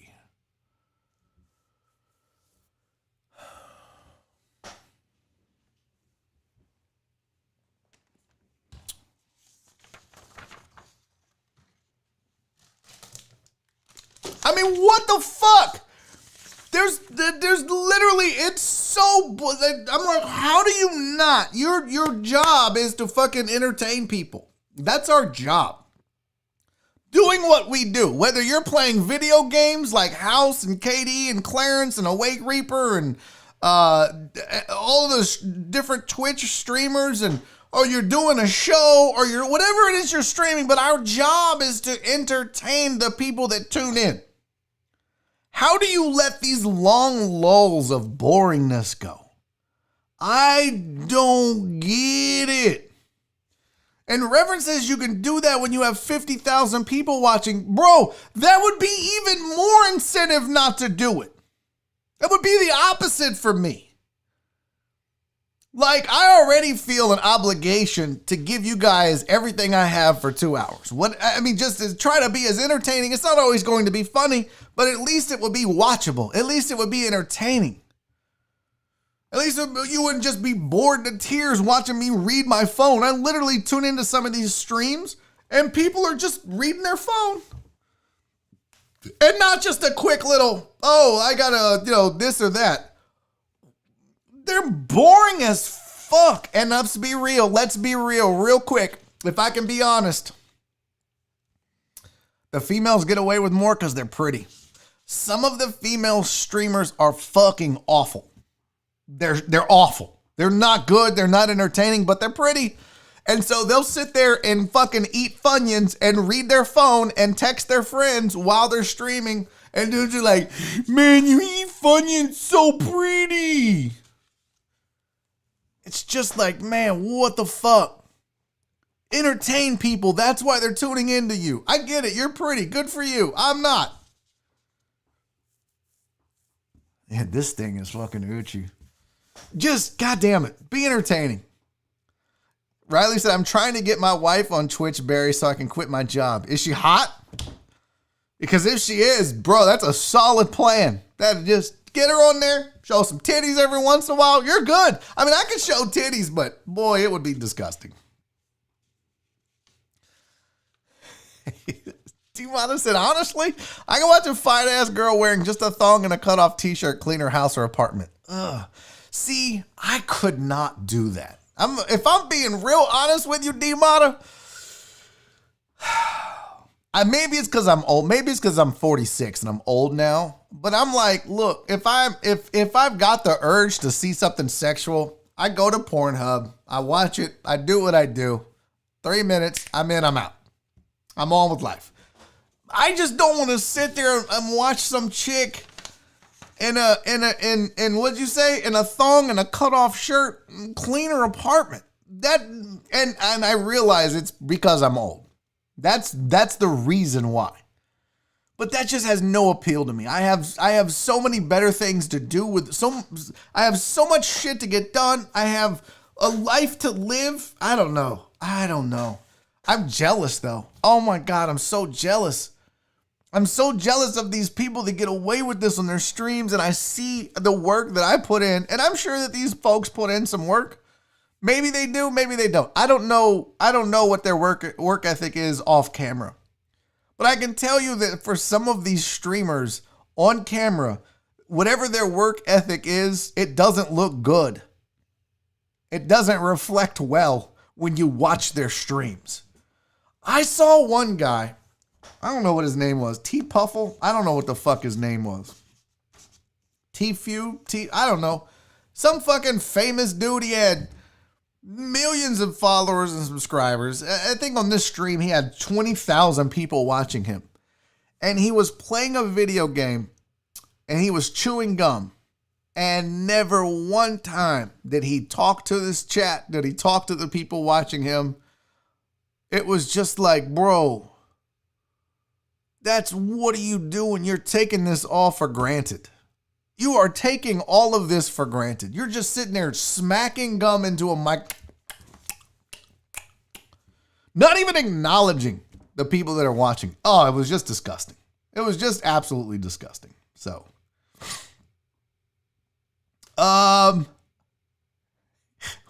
Pete. I'm ranting about streamers with big titties.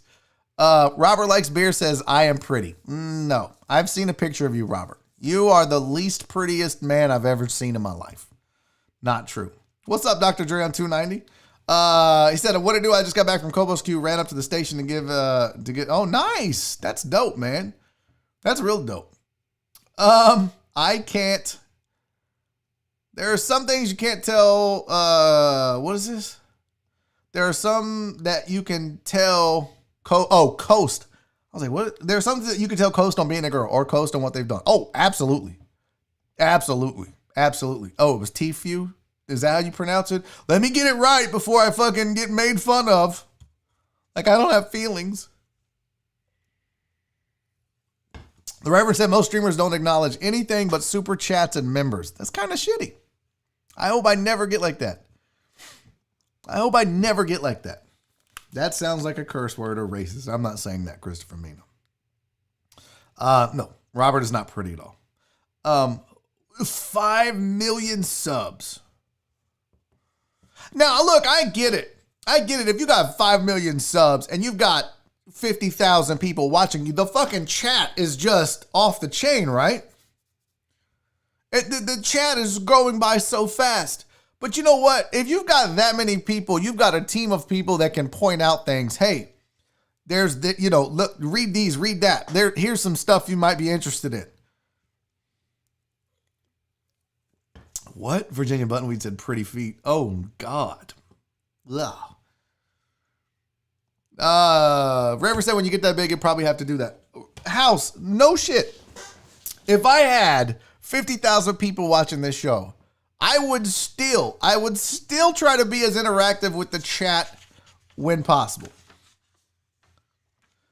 I don't understand. You got to play to your demographic. So you can't talk to people? No matter what your demographic is, you can still acknowledge the people that watch you. Listen, let me tell you something. If Gary Vaynerchuk, and I don't know if I said that right, if Gary V can start off a fucking live show and in the middle of it stop and just go, hey, I see you so-and-so. I see you so-and-so. I see you. Thanks for being here. Thanks for being here. And by the way, I was doing that before I saw him do that, but you guys wanted me to stop. But I told you, having watched him do that validated what I was doing. It's acknowledging the people that are supporting you and watching you. There's nothing wrong with that. In fact, you should do it. So if Gary V can do it to his crowd, then fucking T-Few or whoever the fuck, Juggernaut Face or whatever the fuck that dude's name was with his 5 million. You can acknowledge people that show up even if they don't pay you. There's nothing, I mean, give me a break. Give me a break. It doesn't take much effort to look over at a screen and go, oh, what's up, Chris Reyes? Oh, what's up, D Mata? What's up, truck driver Pookie? I don't give a fuck how fast they're scrolling. Yes, and exactly. Matt Murphy says chat show mods exist for that very reason. Exactly. Hey, here's a relevant chat you might want to read. Put it on the screen, and then he reads. There's nothing wrong with that. What it is some of these people. Hi, Rachel. I acknowledge you. Hi, Rachel. How are you? Some of these people get too big for their britches. Some of these people feel like that I've made it now. I don't have to do that shit. It'll go away, homie. It will definitely go away. People will turn on you. People will turn on you. It will go away. I love you, Brandon Martinez. Thank you, buddy. Thank you. I am so proud. I don't care how big or small this thing ever gets. If we never grow past this point, I want you all to know something. I am so proud of this thing that we as a community have cobbled together. It's amazing the things we've already accomplished just out of nothing. Just out of you guys saying, hey, we got you. Go do something. And then you showed up and you're here. It's amazing. I really, every day I wake up, is this real? This is crazy how awesome these people are. Christopher Mina said, what happens to us, the original 100 of us, when you get to 50,000 subs? Nothing. Nothing.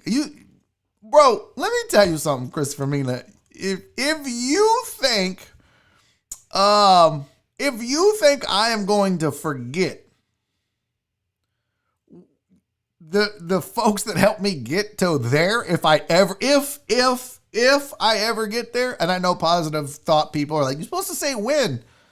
Okay, when I blow up, when you think I would just be like, oh, those people didn't help. Those people didn't support me when no one was watching. That's just not me. In fact, you guys get mad when I acknowledge you now. You guys are like, okay, fuck, we get it. We're all here. Just start the show. Don't do chat shout outs. Don't do chat. But I do it because I want to do it.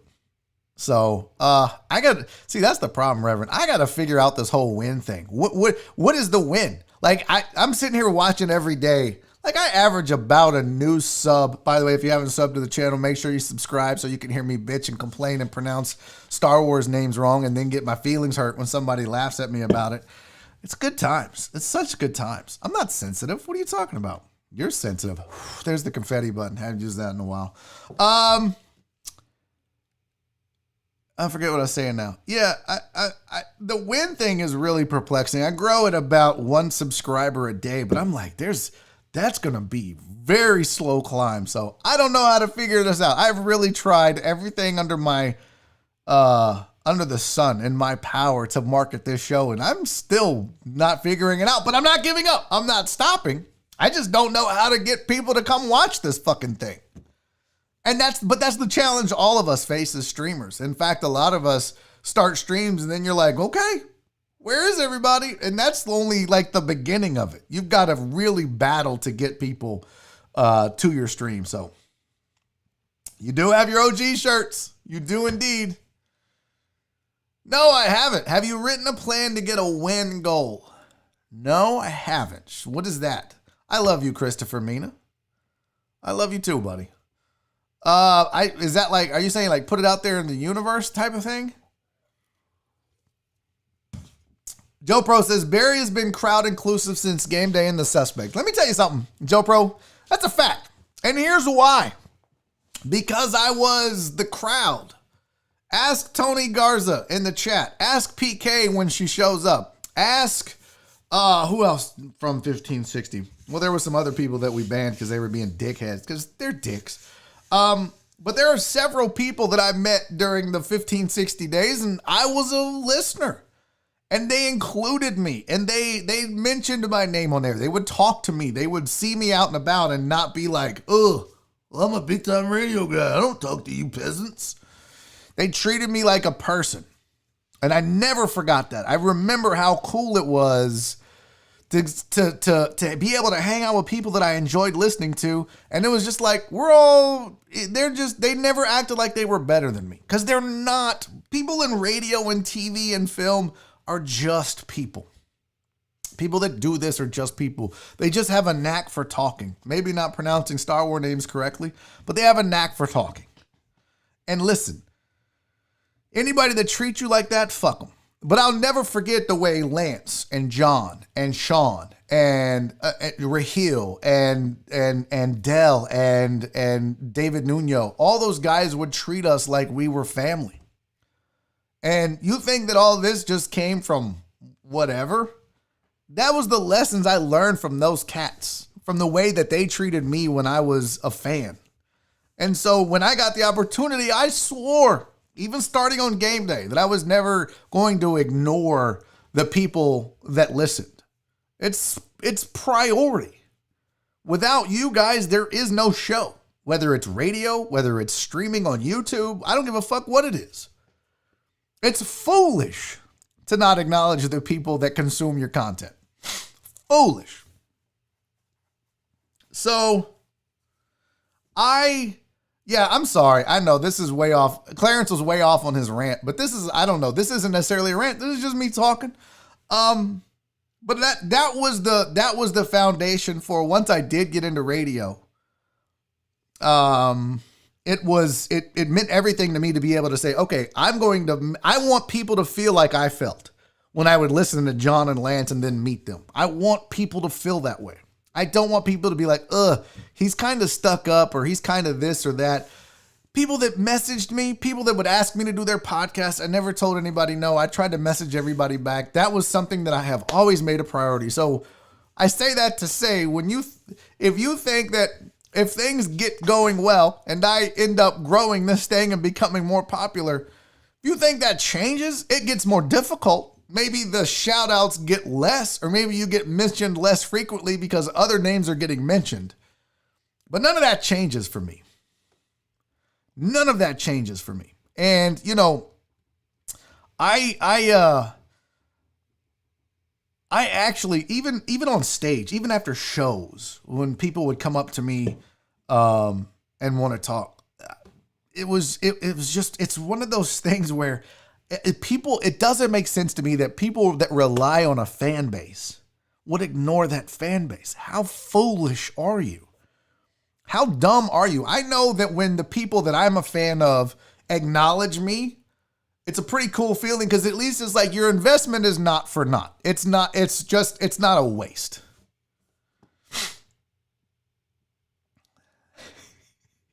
I love that Chris Reyes is like, hey, you guys quit talking over there. They're arguing. They're having an in-house argument in the chat, and I'm here for it. Joe Pro said, so you're saying you'd take calls on a road show, asking for a friend? Yes.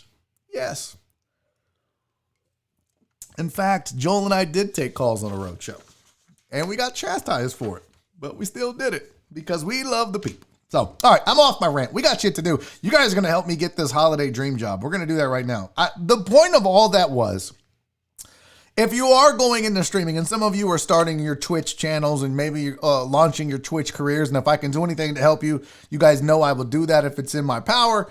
I can't obviously help everybody, but if you come to me and ask for advice or help, I'm happy to give it to you.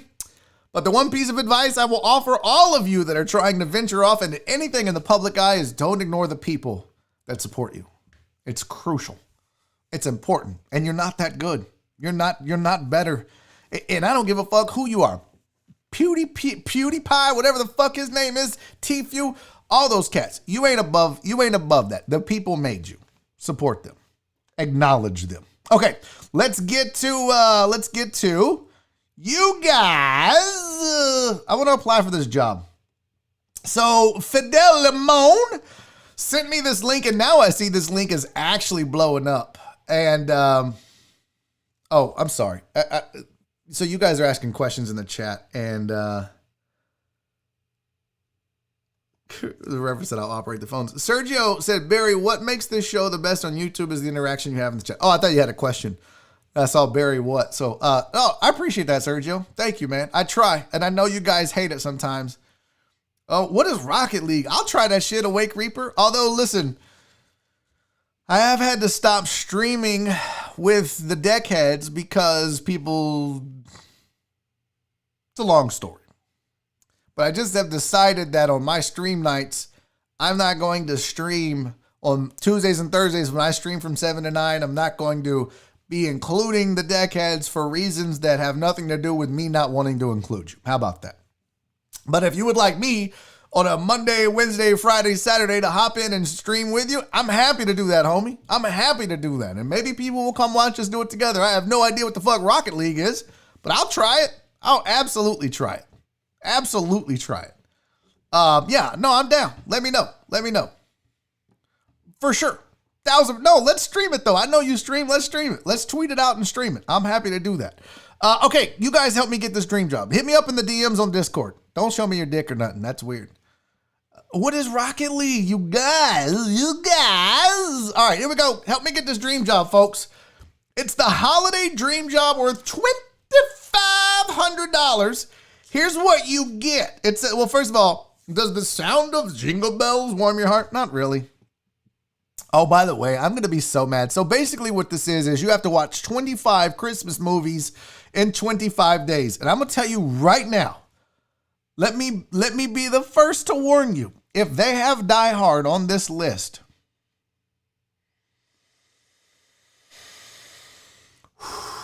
I'm going to lose my shit.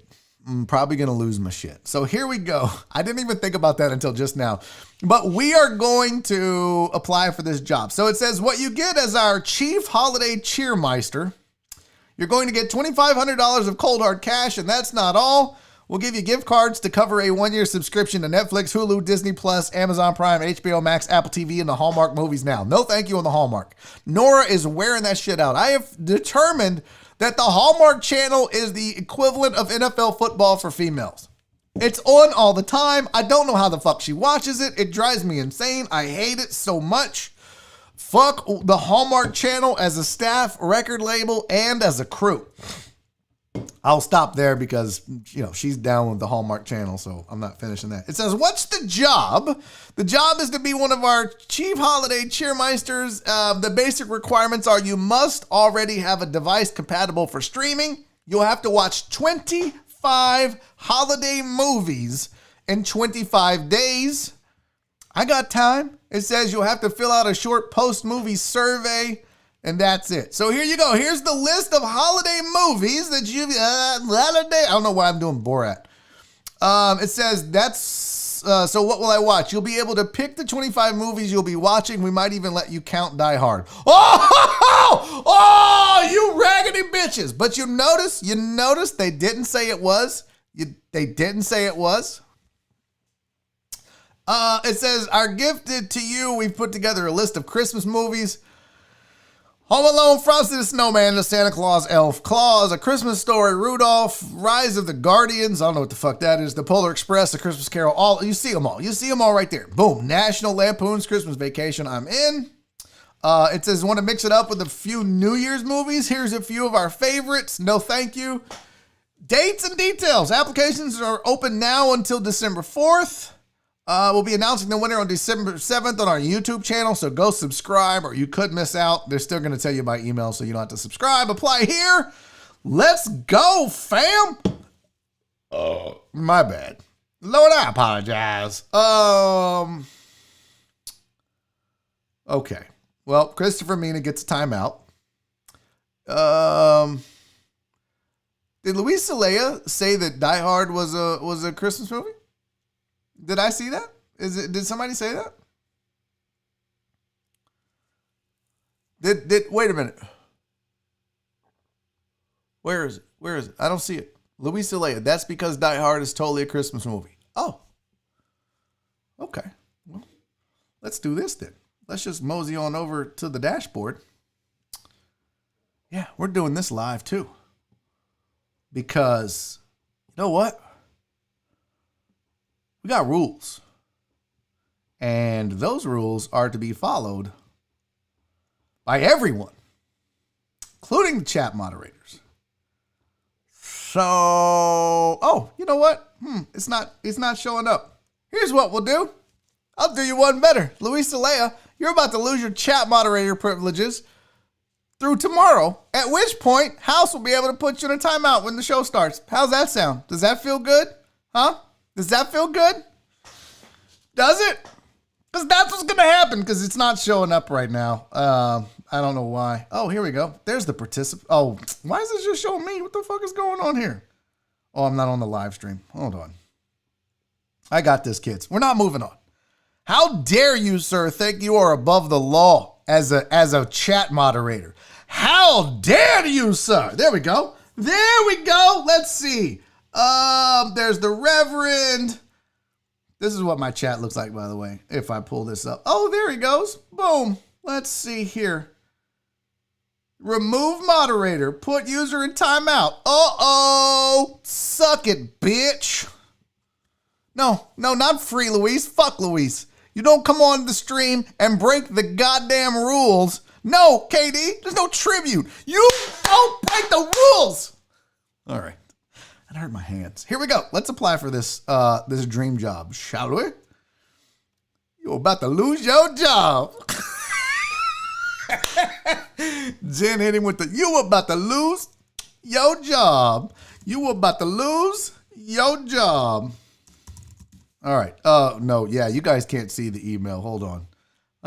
This is, actually, I'll just do the Barry on Deck email. How about that? Yeah, that works. All right. I don't want to give out my main email. Are you a legal resident? Yes. Are you over the age of 18? Yes. Why do you feel you're the right person for the holiday movie dream job? This is what I need help, guys. All right, let's go. I need help. Why do I feel like I'm the right person for this? As you roll it through the chat, what's up, PK? I'm going to go ahead. Do we have consent to email you? Yes. I agree. All right. Why am I the right person for this dream job? How long till Boogie beats Harden's ass? Oh, not long. Thank you, Drew Anderson. Thank you so much. There's a voice of reason. Die Hard just happened to be during Christmas. It's not a Christmas movie. I'm tired of having to repeat that over and over and over. Okay? What's up, PK? Yeah, exactly. Even Lord of the Flies had rules. No, fuck Luis. We're not freeing Luis. He's on his fucking timeout. At least he didn't lose his mod privileges.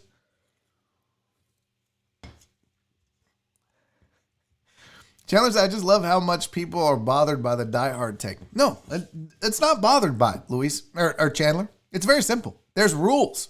There were rules made on this show. You cannot violate the rules. Doesn't matter. PK, don't say it. God damn it, please don't make me put you in timeout. Oh my God, that would break my heart. All right, I need help here, chat. Why do you feel you're the right person for the holiday dream job? Because I don't have a job and have plenty of time to watch these 25 movies in 25 days. I don't want to do it. Reverend, you are you're contractually obligated to do this, by the way. You're contractually obligated.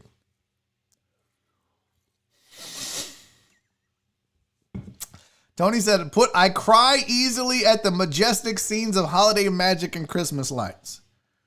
Okay. I do cry easily, especially at the sight of those majestic scenes of holiday magic and Christmas lights. I don't know if this is 200 words or not. All right, what else? Tony, you're the only one helping me right now. Everybody else is fucking around. I'm not going to say it's just going to antagonize him, but I will say Barry is wrong. Y'all can catch these hands. Because I am an angry old man that will give my honest opinion about the bullshit I watch. Oh, that's even better. I'm an angry old man that will give my honest opinion about the bullshit I watch. Also, I stream on YouTube and have a few fuck faces that follow. Okay, no, that was a little aggressive.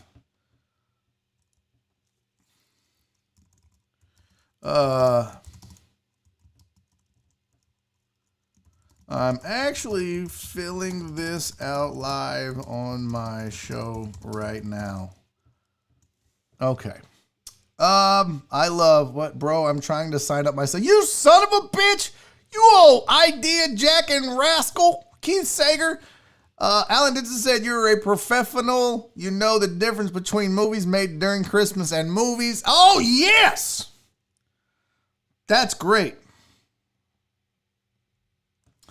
I don't have a job and have plenty of time to watch 25 movies. Also, I am a professional movie watcher and thus know the difference between, a movie made during Christmas and about Christmas. Damn, I can't type. All right. I do cry easily, especially at the sight of those those majestic scenes of holiday magic and Christmas lights. Oh, I should capitalize Christmas.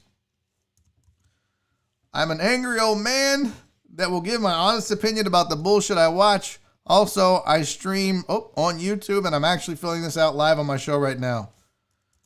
So if you don't pick me, all these people will hate your guts. All right, we're rolling with that. We are rolling with that. What happened? What did Tony? Bad Santa is based on actual events that took place at the Galleria in Houston. That is not true, is it? Holy shit, is that true? Is that really true, Tony Garza? I think Tony's making up shit, you guys. Tell them how many hot dogs you can eat at once. Fuck you, Dre. Raggedy bitch.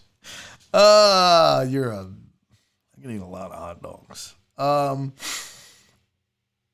But you're also aware of your audience. Okay. Tony said because it's either watch Christmas movies or keep standing under the mistletoe waiting for a kiss. You tried. You tried. Amos said, serious, not serious question. Don't all Christmas movies happen during Christmas, which makes it a Christmas movie? You're this close, Amos. You're this close, Amos. Because Home Alone is a great holiday movie. Nope. Oh, Die Hard is a Christmas movie. Bye, guys. Screw House. Discord mods greater than YouTube mods. House, you know what to do? Luis? Oh, look, who's back? Luis Alea's back. No matter what they're going to do, don't like me like a G. Hold it down for the town. Shut up. I need Jeremy or House or Luis Alea to put Chris Reyes in a 5-minute timeout, please. It's a fact. But wait, there's Murr. I can't help. I can help a lot with my presence. What?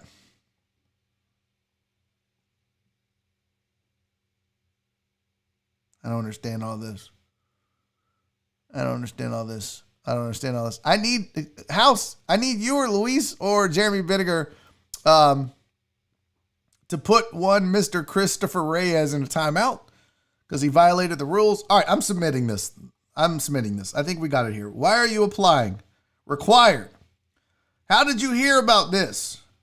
Do they have a Fidel Limon option? Friends and or family.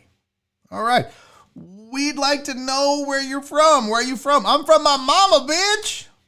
Texas. The great state of. Do you follow us on Twitter? No.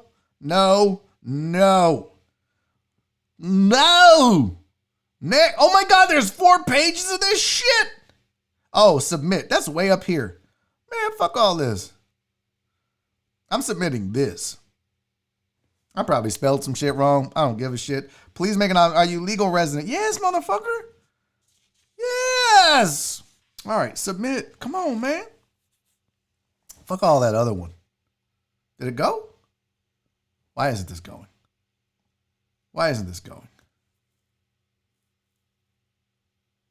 Why can I not submit this? Submit, bitch. Submit. Oh my God. What's going on here? Submit. Why can't I submit right now? Oh my God. Did I lose all this? Are you shitting me? Are you shitting me right now? Even Rachel Jones is on the Screw House bandwagon. Why can't I submit this? Why? For the love of God. Lord Jesus. What is going on here? Do I have to fill all this shit out? I better not have to fill all this out. Oh, hold on. I'm trying to go back to the choose. Let's pretend like that didn't happen. Submit. Oh my God. All right, let me copy this out, fam. Control A, Control C. Oh, we're gonna have to refresh. Son of a bitch! Are you shitting me? Let me refresh this. I'll try this again. I'm not having this nonsensical bullshit. It is rigged. Matt, they're trying to hold me back. They're trying to hold me back from winning $2,500. No, we're not freeing the Chris's. If you can't take a Christmas theme out of a movie, it still makes sense. It's not a Christmas movie. God damn it. Drew Anderson is the MVP of this chat. Hands down. Did I fill this out on Friday? If I did, I was drunk. I don't remember it. Oh, there's something wrong with my interwebs. Like this whole thing it's not coming back up. Yeah, that's weird. Well, son of a bitch. Let's go, folks. Man. UGK is signed to Screwhouse Records. It really does sound like it. Is there a diehard affidavit at the bottom? No. I don't know what's going on. I'll have to come back to this. I don't know why it's frozen here. Hey, did you guys know that Mr. Musk... Oh, hold on. Where'd my other thing go? Elon Musk is the second richest man in the world now. Get out of here. Yes, it's true. He passed Bill Gates. Elon Musk passed Bill Gates and is the second richest man in the world now. Behind Jeff Bezos, obviously. He's 49 years old. He passed Mark Zuckerberg. He is, Jeff Bezos, by the way, is worth $182 billion.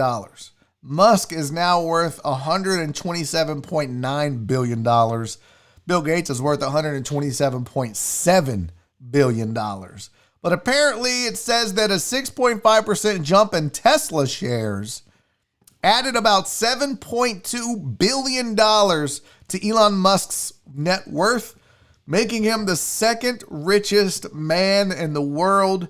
The article, this is actually in the New York Post, but it also says his wealth exploded by $100 billion so far this year, thanks to the strength of Tesla stock, which accounts for the majority of his net worth. The Silicon Valley firm's market value is approaching $500 billion, making it the most valuable automaker in the world.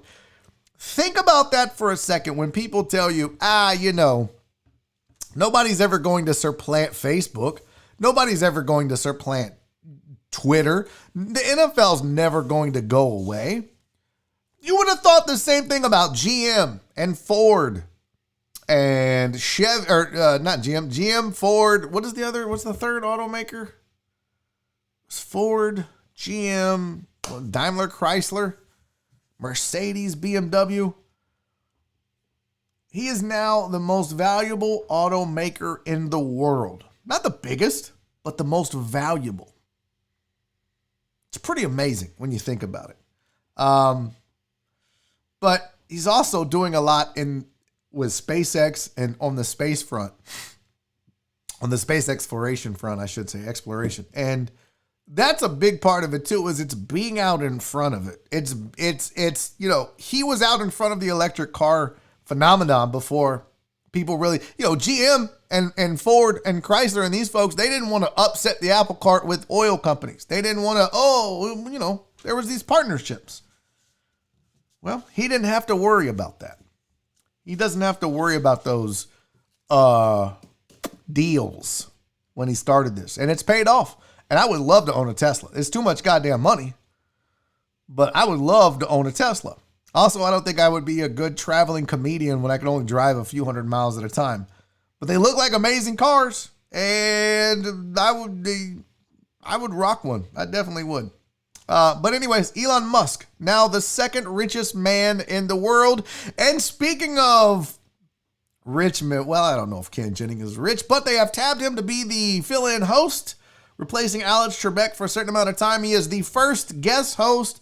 Jeopardy says they will be cycling a few guest hosts in a series, but Ken Jennings will be the interim host as production resumes on November 30th. So a lot of you in the chat, when we talked about this, talked about the fact that Ken Jennings should be the host. This is an audition is basically what this is. The next several hosts that you see are all auditioning for the role of being the next host of Jeopardy. It starts with Ken Jennings, who's probably the odds-on favorite to get it. But we'll see. There were a bunch of names thrown out. But yeah, Ken Jennings will be the very first one on there. And where'd it go? God damn it, where'd it go? There was a list. Okay, I can't find the damn list now. Well, they haven't released a lot of the names, but okay. I digress. I lost it. All right. Did you know? How many bald deckheads are there? I'm trying to think. How many bald deckheads are there? Well, if you're bald, there's this new bald dating website. It's called baldyass.com. No, it's not. It's bald dating. This is the stupidest shit I've ever heard of. This is by the way, The same dude that came up with a bald dating site is also the same dude that came up with a small dick dating website. Not even making that up. Not even making it up. It's in the description on the website. It is legitimately in the description of the website. If you go to bald.dating, here, I will prove it to you. I will prove it to you. If you go to bald.dating, I should say. Let me close that. Let me share the screen. God damn it. No, get out of here. Scram, beat it, kid. Get out of here. Here's the website. All right, this is the website. This is bald.dating. You can go to the website and then they tell you about it. And look, it says dating confidence. I was shocked. I'm David Menz, the self-proclaimed niche dating man, and I found many niche dating sites used by millions of people. I'm bald and built this site as a response to news stories about hat fishing. Not cat fishing, hat fishing. Apparently, some of you raggedy ass bald dudes are out here hat fishing these females. You're like, oh, what's up, fam? Yeah, I got a sexy beard. And then bam, you take off your headphones and bitch, you ain't got no sexy beard. Y'all are doing the same shit with your bald heads. You wear a hat, you got a little fake hair on the hat. I don't know what it is. You trick them in your profile picture. You take your hat off, you're bald, and they're like, ugh, gross. Bitch, where's your hair? That's disgusting, gross. So apparently, hat fishing is a thing, and men are ashamed of their bald heads. So he said he was shocked. There is no need to be ashamed of it. People are attracted to kind, considerate, funny, and confident partners. Okay. It really doesn't matter about anything else. I made a dating site for men. Look, I made a dating site for men with below average penis size called Dinky One. Pretty sure we talked about this. Over 100,000 people have joined. Oh, is this a thing? Is Dinky One really a thing? Oh, Dinky One. There it is! Yes! Dinky1.com. I do remember us going here. There's a big one. Large penis dating. Go figure. Oh, look, inclusive in the site, micropenis. Some men have a micropenis. This is defined as an erect size less than 3.5 inches. If you fall into this group and have struggled with sexual partners in the past, try Dinky One. I really want to join just to see the females that are on here. I feel like small penis would be more of a fetish than a preference.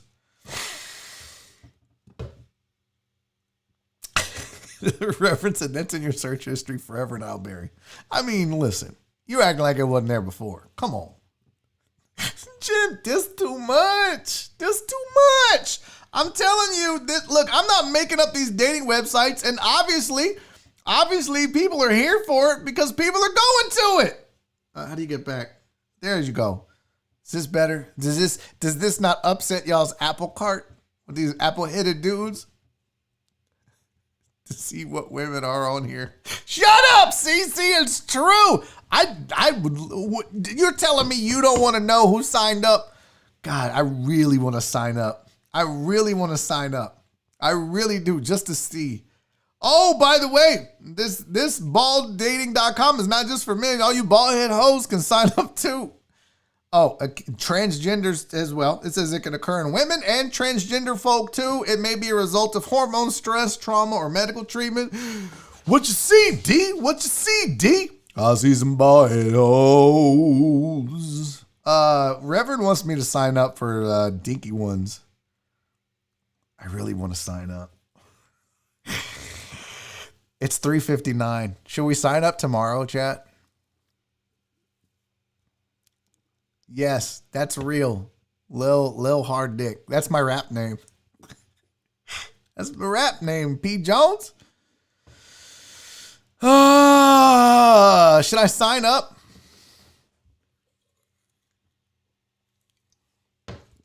I want you to see if I need to. What? Well, it's 4 o'clock.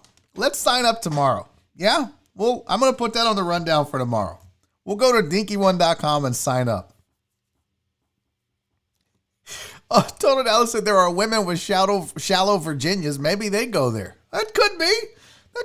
All right. Jen's like, yeah, okay. Tomorrow,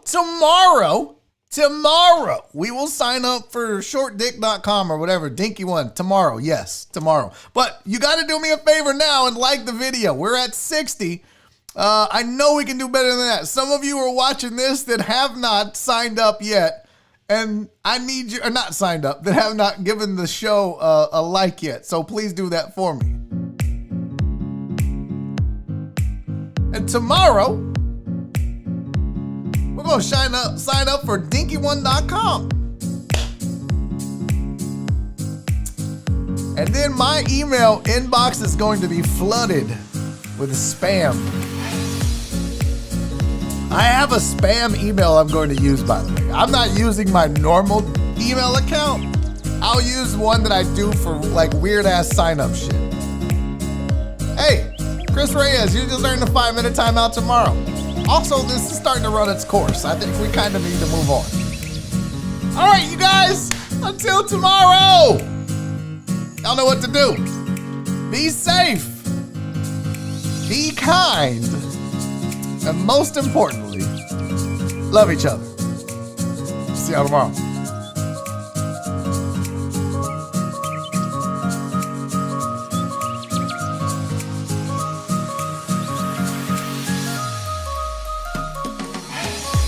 Daddy's making a YouTube video!